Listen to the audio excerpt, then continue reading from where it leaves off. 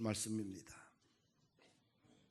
롯이 아브람을 떠난 후에 여호와께서 아브람에게 이르시되 너는 눈을 들어 너 있는 곳에서 북쪽과 남쪽 그리고 동쪽과 서쪽을 바라보라. 보이는 땅을 내가 너와 네 자손에게 주리니 영원히 이르리라.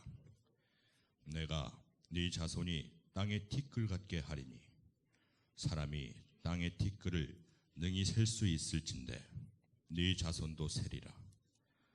너는 일어나 그 땅을 종과 횡으로 두루 다녀보라. 내가 그것을 내게 주리라.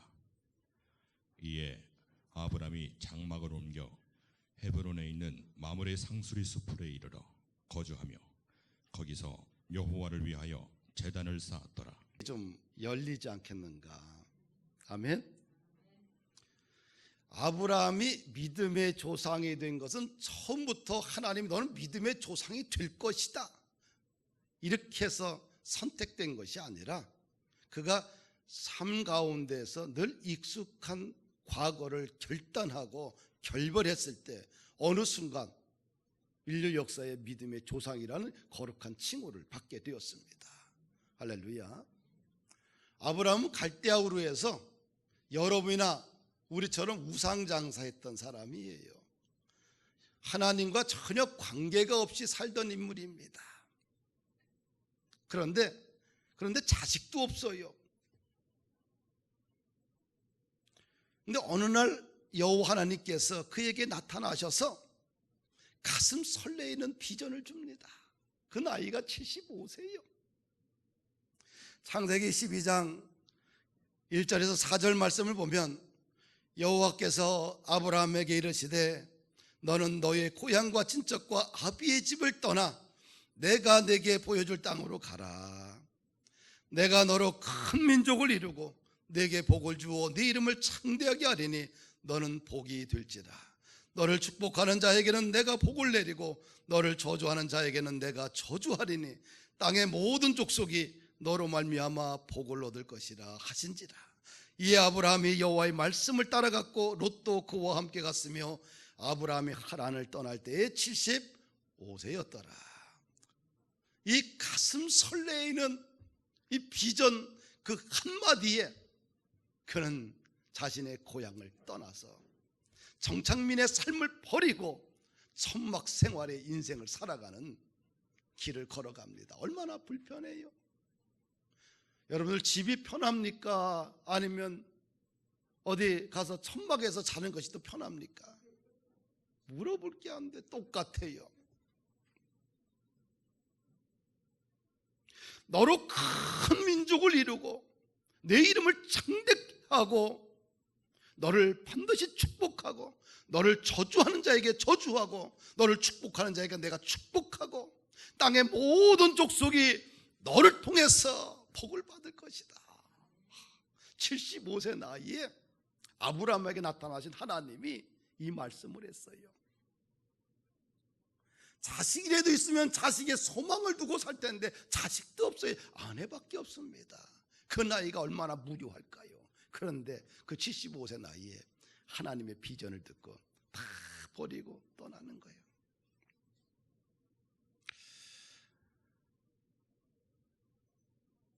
마태복음 1장 1절에 보면 예수님의 족보를 설명하는데 그 출발점을 아브라함부터 시작해. 같이 읽어볼까요? 아브라함과 다윗의 자손 예수 그리스도의 계보라.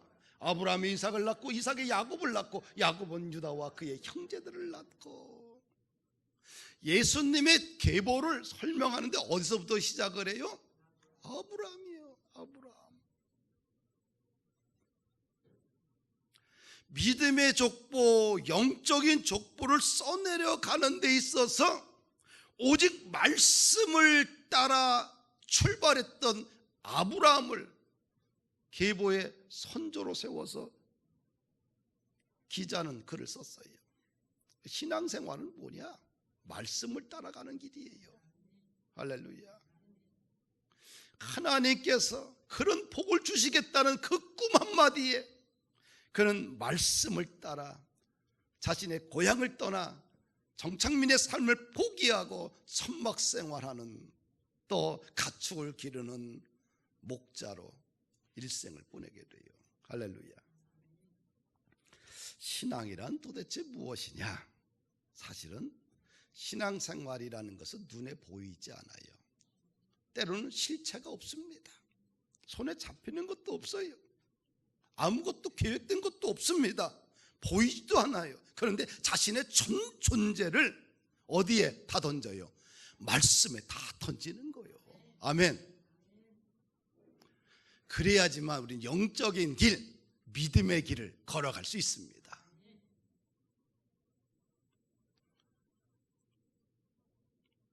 오늘 본문은 13장, 창세기 13장은 보면은 아브람과 조카 롯이 하나님의 은혜로 이제는 타지에서 그래도 성공했어요. 양과 송과 짐승이 참 많아졌어요. 그래서 롯과 아브라함의 목자들 사이에 뭐예요? 싸움이 일어나는 거예요. 왜? 함께 그 공간에 있다 보니까 서로 양과 소들이 너무 많은 거예요. 그러면서 서로 가축을 돌보기 위해서, 물을 더 먹이기 위해서, 더 많은 꼴을 자기네 짐승에게 먹이기 위해서 싸우는 거예요.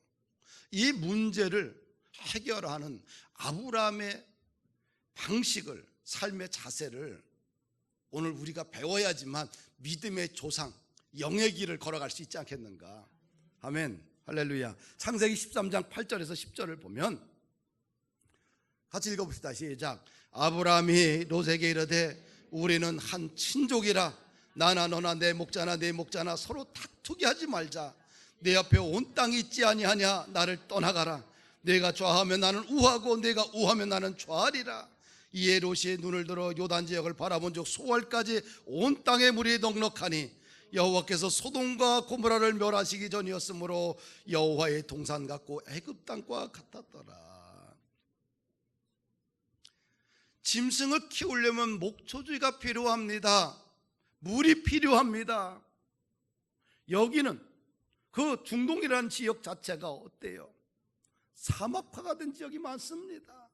그러면 이 짐승을 키우기 위해서 뭐가 필요해요? 목초지가 있어야 돼요. 그리고 반드시 수원지 물이 있어야 됩니다. 근데 누구에게 먼저? 자기 조카에게 먼저 양보권을 줘요. 네가 좌하면 나는 우하고 네가 우하면 나는 좌할 것이다. 근데 조카가 딱 보니까 소돔과 고모라 그 지역에는 물이 많고 목초지가 좋은 거예요. 문화 생활권을 누릴 수가 있어. 거기를 선택을 해요. 그런데 이 아브라함은 자신이 먼저 선택할 수 있잖아요. 근데 자기의 선택권을 누구에게 양보해? 조카에게 양보하는 거예요. 신앙생활이라는 것은 뭐냐? 양보인 거예요. 이것이 신앙의 미덕입니다. 선택권을 내가 가질 수 있지만 내가 포기하고 다른 사람에게 주는 거예요. 왜 이것이 가능하냐? 우리는 누굴 믿기 때문에? 하나님을 믿기 때문에 선택권을 양보할 수 있는 거예요. 아직도 살면서 뭔가 내려놓는 것과 선택에 있어서 자기 중심적이라고 하면 아직도 신앙이 뭐예요? 어린아이와 같은 거지요. 내 것은 반드시 내가 가져야 되겠다. 사실은 그것은 필요한 것 같지만, 경쟁사회에서 필요한 것 같지만 때로는 뭐예요? 자기 것을 내려놓고 양보하고 살아가는 것이 사실은 신앙의 미덕이고 또 믿음의 이야기들을 만들어낼 수 있잖아요. 하나님을 믿으면, 내 힘 갖고는 안 돼. 하나님을 믿으면 우리는 얼마든지 양보하고 살 수 있다. 할렐루야. 우리가 믿는 하나님은 창조주잖아요.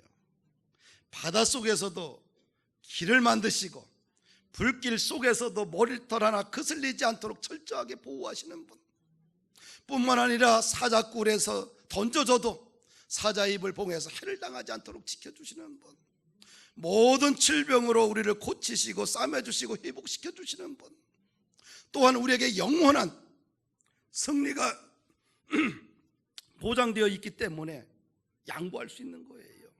이 땅의 삶이 전부라고 하면 양보 못하지요. 그러나 이 땅의 삶이 전부가 아니라 또 다른 주님의 나라 세계가 있기 때문에 그 땅은 뭐예요?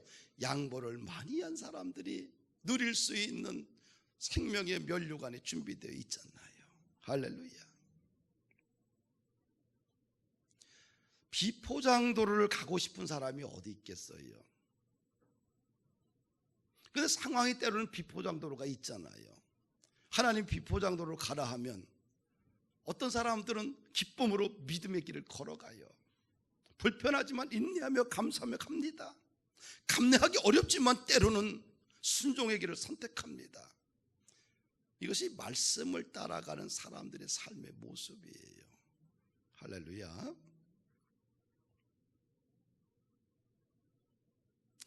아브라함이 모든 선택권을 조카 롯에게 주었어요. 근데 조카 롯은 어떻게 문명이 발달된 대도시 지역을 선택을 했어요. 그런데 그 땅이 잠시 후에 뭐예요? 하늘의 죄악으로, 이 땅의 죄악으로 가득 차서 하늘에서 그 땅을 멸하기로 하나님이 이미 작정하신 땅이요, 성적으로 아주 타락한 도시입니다. 그래서 그 땅을 하나님이 이제 심판을 하는데 아브라함을 생각을 하사 조카 롯을 구해줘요. 조카 롯이 믿음 생활을 잘해서 구해준 것이 아니라 누구 때문에? 아브라함을. 이 소돔과 고모라 이 땅을 갖다가 다 불태워버리는데, 유황과 물로 불태워버리는데 그 땅에 롯이 있는 거예요. 롯은 누구예요? 아브라함의 조카예요. 고향을 떠나올 때 혈혈단신 조카 롯 하나밖에 없는 거예요. 자식도 없이 자기 자식과 같은 거예요. 한 몸인 거예요. 그런데 그 땅에 조카 롯이 살고 있는 거예요. 만약에 하나님께서 조카 롯까지 몽땅 다 불태워버리면 아브라함의 마음이 타국에서 얼마나 슬프고 아프겠어요. 그래서 조카 롯을 하나님이 구해주는데, 롯만 구해주는 것이 아니라 그의 온 가족을 구해줘요. 2딸과 아내까지도. 그런데 아내는 어떻게 돼요? 그냥 불과 유황으로 그 땅을 멸할 때에 그냥 가까운 산으로 그냥 앞만 보고 달려가서 숨으라고 했는데 어떻게 됐어요? 가다가 뒤돌아봐요. 그래서 소금 기둥이 돼버렸어요. 왜 그랬을까요? 왜 뒤돌아봤을까요? 미련이 있어서, 너무 과거에 익숙하기 때문에, 자기의 모든 것이 거기에 있기 때문에. 생명보다 귀한 것이 어디 있어요? 그렇죠?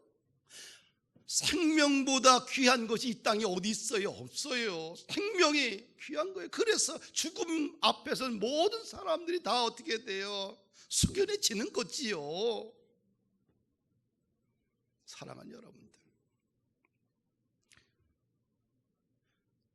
이 롯의 아내가 소금 기둥이 된 이유는 너무 과거에 익숙하기 때문에 그래요. 때로는 신앙생활은 날마다 과거의 익숙함으로부터 스스로 단절해야지만 믿음의 길을 걸어갈 수가 있어요. 할렐루야. 우리가 불편하지만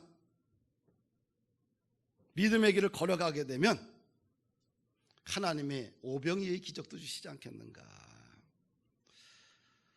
때로는 사는 것들이 참 힘들 때도 많잖아요.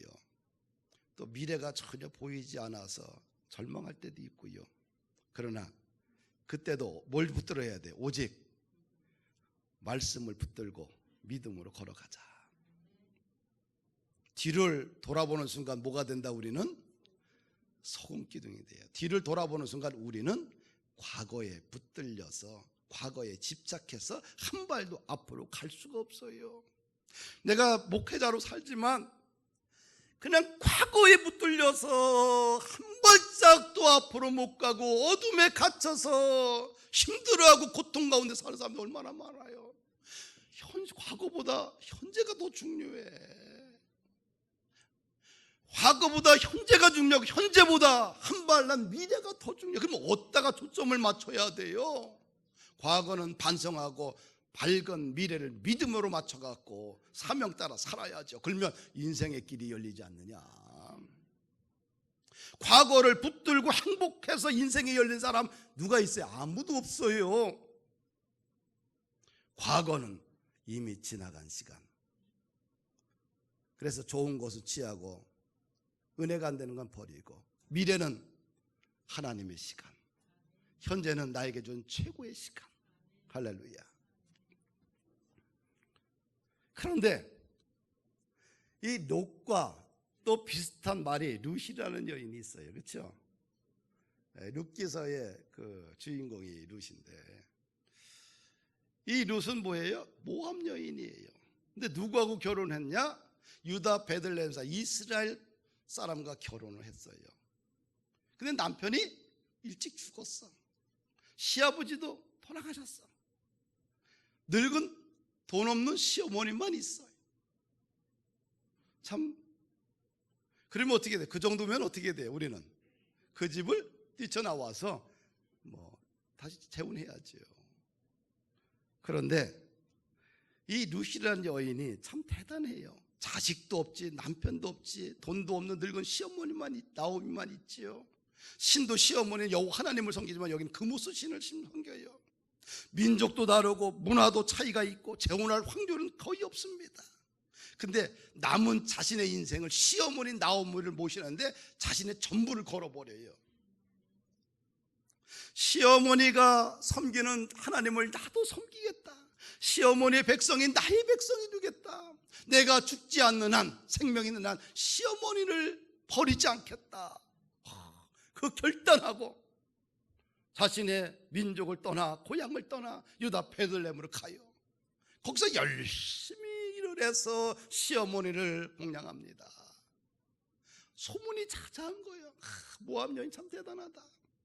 그런데 평생 그냥 결혼을 못하고 그냥 그렇게 늙어 죽을 줄 알았는데 하나님께서 가장 유다 베들레헴의 가장 유력한 사람을 준비했는데 그 사람이 누구예요? 보아스예요. 보아스. 이 보아스라는 훌륭한 남자를 준비하고 있는 거예요. 재혼을 해. 그래서 보아스와 결혼해서 누굴 낳았어요? 오벳을 낳고, 오벳이 아들이 이세고, 이세의 아들이 다윗이고, 다윗의 후손을 통해서 예수 그리스도가 태어나는 거예요. 이방 여인이 당당하게 예수님의 족보를 연결해주는 위대한 인물이 되는 거예요. 다윗의 증조모가 된 거예요. 신앙생활이라는 것이 이렇게 묘미가 있어요. 자기가 선택한 길이 인생의 마지막인 줄 알았는데 마지막이 아니라 그 마지막 끝자락에서 하나님의 놀라운 예비하심과 하나님의 놀라운 계획이 그 속에서 다 진행되는 거예요. 그 신앙이라는 것은 전부를 걸어야 돼요. 조금 걸을수록 인생이 더딘 거예요. 이왕 믿을 때 어떻게 해? 전부를 걸자. 할렐루야. 나는 전부를 걸어요. 이 땅이 영원한 것도 아닌데 손으로 갖고 갈 게 없어요. 아무것도 없어요. 하나님이 우리의 생명을 걷어가는 순간 아무것도 갖고 갈 게 없어요. 그래서 이 땅 사는 날 동안 뭘 남겨야 돼? 의미 있고 가치 있고 영원한 것에 의미를 두고 시간을 들이고 만들어야 돼요. 마태복음 13장 44절에 보면 예수님께서 천국에 대한 비유를 말씀하셨어요. 천국은 마치 밭에 감추인 보화와 같으니 사람이 이를 발견한 후 숨겨두고 기뻐하여 돌아가서 자기의 소유를 다 팔아 그 밭을 사느니라. 천국과 감추인 보화가 같다. 천국은 감추어진 것이다. 그렇죠? 근데 밭에들이 감추어진 그 보화가 있어요. 그럼 여러분들 어떻게 하겠어요? 나의 전부를 다 팔아서 그 밭을 사면 그 보화가 누구 거예요? 내 건 거예요. 천국은 자신의 전부를 다 팔아서 보화를 사는 거예요. 할렐루야. 그러면 그 밭에 있는 모든 것은 다 누구 거? 내 거. 우리 신앙의 반전은 자신의 전부를 걸을 때 신앙의 반전이 있는 거예요. 사랑하는 우리 성도 여러분들, 전부를 던지면 여러분들의 인생 가운데 하나님이 일하십니다.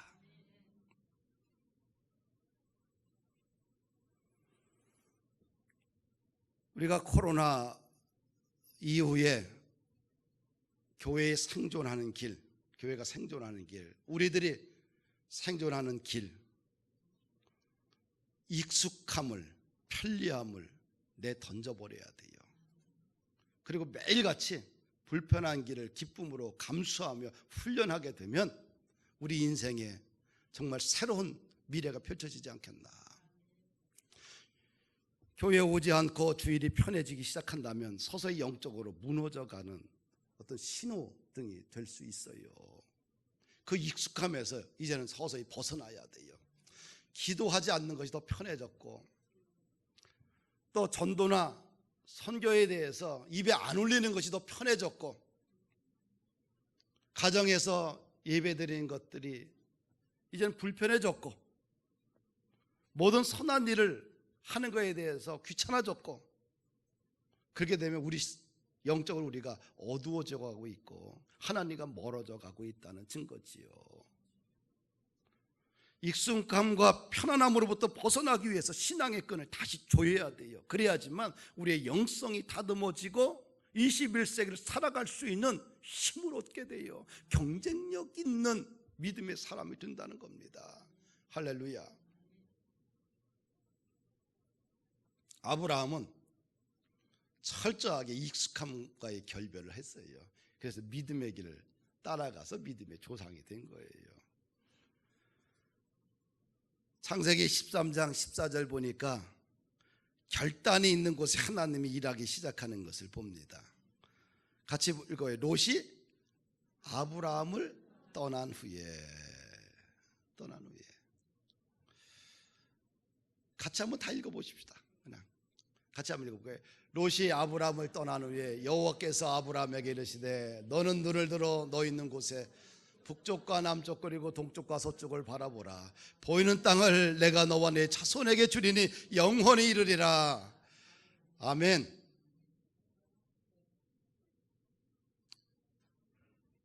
결단이 있는 곳에 누가 있다? 하나님이 일하신다. 결단이 있는 곳에 하나님께서 임재하신다. 하나님이 언제 나타나셨어요? 롯이 아브라함을 떠난 후에. 참 영적 타이밍이 절묘하지요. 하나님의 방식에 우리가 좀 익숙해져야 돼요. 내 인생에 고통이 있고 고난이 찾아오면 야, 하나님이 내 인생에 이제 간섭하기 시작하는 거구나. 하나님이 나를 향한 하나님의 전폭적인 어떤 의지와 전폭적인 어떤 비전이 있구나. 오히려 그럴 때 반응을 해서 기도하고 말씀 가운데 하나님께 영적 타이밍을 쫙 맞춰서 주님이 나에게 뭐라고 하시는지 영적 느낌을 찾아가야 돼요. 그러면 하나님의 임재와 하나님이 일하시는 것을 볼 수가 있다. 왜? 그렇게 살아왔기 때문에. 왜? 나는 익숙하기 때문에 그래요. 전공자와 비전공자의 차이가 뭐예요? 전공자는 딱 보면 길을 알아, 일머리를 알아. 비전공자는 갖다 놓으면 멘붕이 와요. 왜? 안 해봐서. 내가 여러 가지 일들을 잘 하는, 열심히 아무런 느낌 없이 하는데 다른 목사님들 하라고 하면 어떻게 돼요? 멘붕이 와서 못해. 왜? 많이 해봤기 때문에. 어떤 일을 주어져도 전혀 흔들림이 없어요. 왜? 내 손으로 다 해봤기 때문에 멘붕이 안 와요. 그리고 교회를 하면서 뭐예요? 그냥 어려운 수많은 길들을 걸어왔는데 어떻게 하나님이 절묘한 타이밍들을 너무 많이 봤기 때문에, 훈련됐기 때문에 교회에 고난이 찾아와도 흔들림이 없어요. 교회는 선장이 흔들리지 않으면 문제 없어요. 망하는 기업은 뭐냐? CEO가 흔들리면 망하는 거예요. 할렐루야. 그러니까 여러분들은 여러분들의 가정에 뭐예요? 영적인 부모들 아니에요. 그러면 하나님이 일하시는 그 타이밍들을 늘 익숙하게 알아야 돼요. 그러면 어떻게 가정에 어려움이 찾아오고 일터 어려움이 찾아와도 딱 묶어서 기도하고 말씀으로 탁 끌어서 가정과 인생을 탁 세울 수가 있어요. 할렐루야. 그런데 하나님께서 조카 롯이 이제 떠나고 나서 하나님께서 아브라함에게 이런 복을 주셔야 해요. 보이는 땅을 너와 네 자손에게 영원히 주겠다. 자식도 한 명도 없는데 네 자손에게 이 보이는 땅을 다 주겠다는 거예요. 네 자식이 땅의 티끌처럼 번성한다고 그래요. 땅에 대한 축복을 주셨고, 가장 중요한 건 땅이잖아요. 고대 사회나 지금이나 땅이 있어야 되잖아요. 그 다음에 사람이 있어야 되잖아요. 가장 중요한 복을 아브라함에게 위로하면서 하시는 걸 봅니다. 할렐루야. 그 결과 어떻게 돼요? 결국 그 말씀대로 아브라함 100세의 아들 이삭을 얻어요. 그리고 애굽에서 430년 동안 있으면서 인구가 야곱의 후손, 아브라함의 후손 이삭, 이삭의 후손 야곱, 야곱의 12아들이 애굽에서 사는 날 동안 430년 동안 약 한 400만 정도로 성장하게 됩니다. 번성하게 돼요. 그래서 하나님께서 국가가 형성되기 위해서는 주권이 있어야 되고 땅이 있어야 되고 국민들이 있어야 돼요. 이 3요소가 있어야 국가가 되는 거예요. 그걸 다 만들어서 430년 만에 애굽에서 출애굽시켜서 가나안 땅으로 보내는 거예요. 할렐루야. 사랑하는 여러분들, 우리가 예수 믿는다는 것은 산발적인 축복을 얻기 위해서가 아니라 영원한 복을 얻기 위해서 예수 믿는 거예요. 우리가 예수 그리스도의 이름을 믿으면 하나님의 자녀가 되는 권세를 누리고요, 영원한 주의 자녀로 살게 되고요, 영육간의 온전한 것이 회복되는 역사가 일어납니다. 예수 믿으면 진짜 영육간의 온전한 회복이 그와 그의 인생과 가문 속에 흘러간다는 거예요. 예수 그리스도를 믿으면 대를 이어 축복의 DNA가 그 가정 속에 뿌리내리게 됩니다. 가문이 생육하고 번성하고 충만한 성장의 에너지가 그 가문과 일터에 덮어버려요. 분위기 속에서 영적인 인재가 나와요. 여러분들의 후손을 통해서 뭔가 여러분들의 어떤 인류 역사에 정말 이바지할 수 있는 인물들을 키워내고 싶고 있다면, 키워내기를 원한다고 한다면 분위기를 바꿔야 돼요. 영적인 분위기를, 여러분들의 가정을 바꿔야 돼요. 그러지 않고서는 절대로 인물 안 나와. 돈 가지고 인물이 되는 게 아니에요. 건물의 크기 가지고 인물이 나오는 게 아니고요. 그러면 돈 많고 건물 큰 사람들이 다 인물이 돼야 되겠지. 그게 아닌 거야. 인물은, 역사의 인물은 영적인 DNA 분위기 속에서 만들어지는 거예요. 그래야 인류 역사에 어떻게 공헌할 수 있는 사람이 나오는 거예요. 할렐루야. 영적인 에너지를 받게 되면 우리 인생에 30배, 60배, 100배, 1000배, 만배의 하나님의 인도하심이 있지 않겠는가. 그래서 영적인 에너지를 잘 물려주는 것이 우리 기성세대가 후배들에게 해야 될 것이에요. 그래서 교회도 영적인 분위기가 있게 잘 만들어줘야 돼요. 개인의 소리는 줄이고 하나님을 찬양하는, 하나님을 예배하는 아름다운 이 영적인 이 유산들을 잘 물려주는 교회, 이런 교회가 복받는 교회고, 그런 교회를 통해서 훌륭한 인재들이 성장하는 것입니다. 할렐루야. 우리가 한국이 20년 동안 거의 내가 봤을 때는 욕하고 데모하고 저주하고 무시하고 전문가의 견해를 무시하고 단독으로 일 처리하는 것이 가득 차고, 나라가 어떻게 돼요? 공동체가 어둠의 영에 사로잡히게 되고요. 이런 속에서는 성장의 에너지가 안 나와요. 그럼 우리는 어떻게 해야 돼요? 좀 에너지를 좀 바꿔줘야 돼요. 할렐루야. 교회도 마찬가지고요, 가정도 다 마찬가지예요. 상생, 협력, 생명의 기운이 나올 수 있도록 성령의 에너지가 가득 찰 수 있도록 바꿔줘야 돼요. 18절을 읽습니다. 창세기 13장 18절. 이에 아브라함이 장막을 옮겨 헤브론에 있는 마므레 상수리 숲에 이르러 거주하며 거기서 여호와를 위하여 제단을 쌓았더라. 하나님으로부터 복을 내가 너를 복을 주겠다는 소식을 듣고 나서 아브라함이 한 행동이 뭐예요? 번제단을 쌓은 거예요. 감사의 제사를. 오늘날 언어로 말하면 예배를 드린 거지요. 신앙생활은 도대체 뭐냐? 예배 드리는 거예요. 처음도 예배, 중간도 예배, 끝도 예배인 거예요. 그래서 예배는 신앙의 본질이고 전부입니다. 그래서 예배는 영어로 워십이라고 그래요. 워십이라는 말은 그럼 워스와 쉽이라는 말의 합성어잖아요. 워스는 뭐예요? 가치고 쉽은 창조란 뜻이에요. 네? 그래서 그 가치를 창조하는 행위가 뭐예요? 예배인 거예요. 그러니까 가치를 창조하는 행위가 예배인데 예배를 갖다 우리 삶의 첫 번째 자리에 두게 되면 그때부터 하나님이 일하시지 않겠느냐.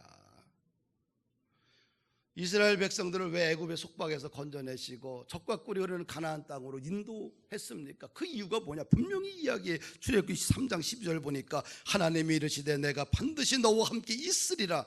내가 그 백성을 애굽에서 인도하여 낸 후에 너희가 이 산에서 하나님을 섬기리니 이것이 내가 너를 보낸 증거니라. 왜 애굽의 속박에서 건져냈느냐? 이스라엘 백성을 통해서 온전한 예배를 하나님이 받으시기 원해서예요. 예배 생활이 무너지면 신앙생활 자체가 무너집니다. 예배는 종합적인 경건 훈련이에요. 그래서 예배를 얘기하는, 예배는 예배 속에 찬양도 있고 기도도 있고 말씀도 있고 헌금도 있고 식탁의 교제 등 모든 것이 다 담겨져 있는 것이 예배예요. 그래서 예배 속에는 우리가 나가게 되면 하나님의 임재가 있는 것이죠. 하나님은 자신에게 주어진 영광을 빼앗기기 싫어합니다. 하나님의 형상대로 창조된 우리들이 하나님을 예배할 때 하나님이 가장 기뻐하십니다. 할렐루야. 여러분들이 가정 속에서 수요일 날을 오히려 가정의 예배로 좀 만들면 좋지 않겠나. 우리 가정의 영적인 DNA를 만든다는, 유산을 만든다는 그 거대한 목표를 가지고 한번 시작해 봅시다. 그래서 일주일에 한 번 정도는 일단은 가정 예배를 좀 여러분들이 각 가정에서 드렸으면 오히려 이 코로나 전국을 통해서 성장의 DNA, 영적 DNA가 우리의 일터와 가정과 인생 가운데 머물지 않겠는가. 여러분들 축복합니다. 한 주간 승리하십시오. 건강하십시오. 우리 다 같이